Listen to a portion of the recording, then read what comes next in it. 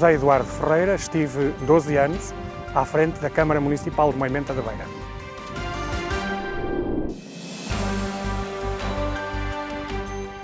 É talvez ter conseguido pacificar completamente a sociedade em Moimenta da Beira e, através dessa pacificação, fazer com que todos, à sua maneira e com as suas possibilidades, contribuíssem para o desenvolvimento do concelho.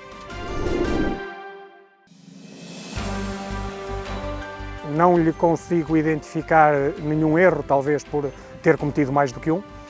Dificuldades foram muitas. Foram, em primeiro lugar, e no início do mandato, o confronto que tivemos com o subprime, com a dificuldade financeira que o país atravessou e que Moimenta da Beira atravessou muito especialmente. E depois, no final do mandato, a Covid-19, que nos afetou de uma forma completamente surpreendente e grave para todos.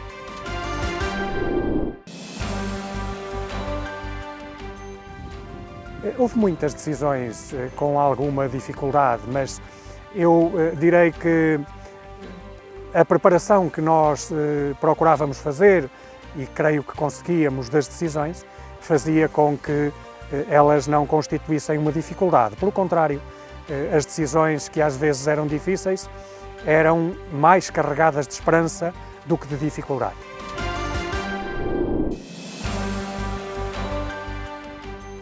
Talvez a minha independência, talvez a minha necessidade permanente de reivindicação do que eram as respostas que às vezes não chegavam, que dificilmente chegavam com a dimensão de que precisávamos e que, apesar de compreender as dificuldades da governação do país, tínhamos muitas circunstâncias em que havia alguma contundência nas exigências que colocávamos relativamente às necessidades que tínhamos.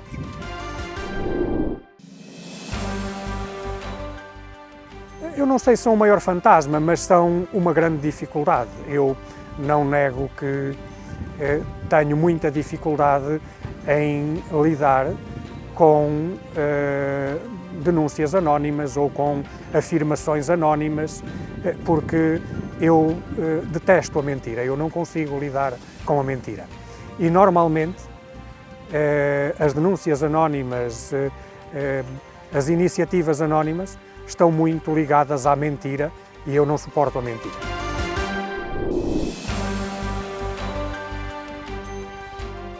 Olha, eu vou-lhe contar uma que não tive na rua, mas que tive por telefone, de uma pessoa que tinha o meu número de telefone e que um dia me ligou dizendo-me: olha, eu tenho aqui uma dificuldade, morreu a minha burra e agora não sei como hei de fazer.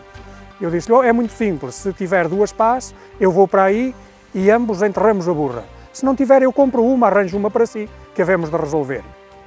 É uma forma que de alguma maneira representa o que é ser autarca. Não, os empreiteiros, eu até acho estranho que se fale tanto dos empreiteiros baterem à porta do Presidente da Câmara. Talvez tenha sido sorte minha, nunca nenhum empreiteiro bateu à porta do Presidente da Câmara de forma indevida. E até das formas que eu julgo que são normais, batia um pouco. Talvez porque nós tínhamos um esquema de organização que proporcionava que as questões se resolvessem sem terem que bater à porta do Presidente da Câmara, ou talvez porque soubessem que bater à porta do Presidente da Câmara não ia resolver problema nenhum que porventura tivessem.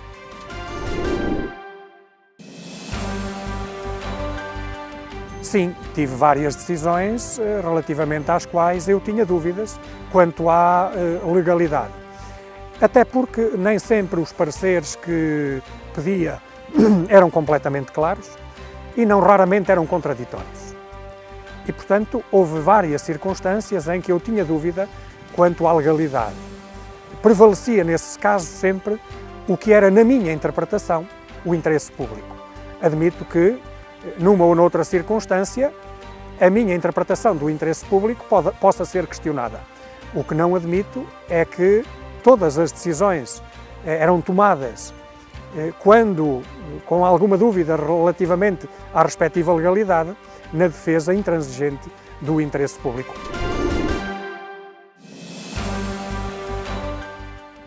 Centenas de vezes. Eu não conseguia ler os documentos todos. Eu não tinha capacidade para, em simultâneo, estar com as pessoas, estar a ler dossiês que interessavam para as minhas decisões e que eram imprescindíveis para que tomasse decisões ou para que fizesse propostas de decisão e, ao mesmo tempo, ler os documentos todos. Não, ser autarca não é nenhum emprego. É talvez o que de melhor nós podemos fazer durante uma parte das nossas vidas. Não podemos ser autarcas a vida toda, por diversas razões, mas podemos e devemos ser autarca durante algum tempo. E no meu caso concreto foi o melhor que me aconteceu.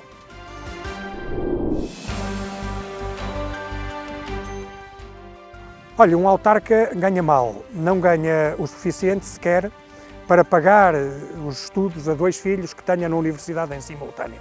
Dou-lhe este exemplo porque creio que é clarificador quanto ao que ganham os autarcas no país.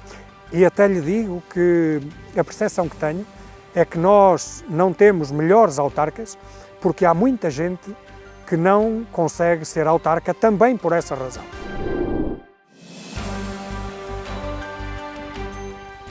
Olha, eu vou ser um bocadinho exagerado. Eu creio que, à exceção das questões de soberania, os municípios deviam ter todas as competências.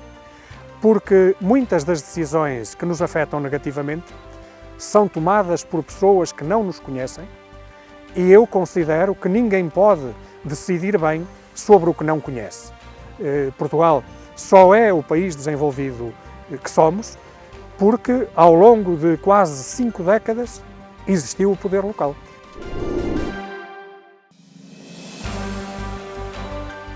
Que respeita as pessoas e que procura contar com todas as pessoas, com os nossos adversários também. Eu sei que às vezes isto pode parecer um certo lirismo, mas não é. Nós precisamos de contar com todos para construir bem o país que somos. Parcela a parcela, concelho a concelho. Portanto, eu não sou ninguém para deixar conselhos, mas se posso fazer uma sugestão é: governem com todos, contem com todos, porque o resultado é mais favorável.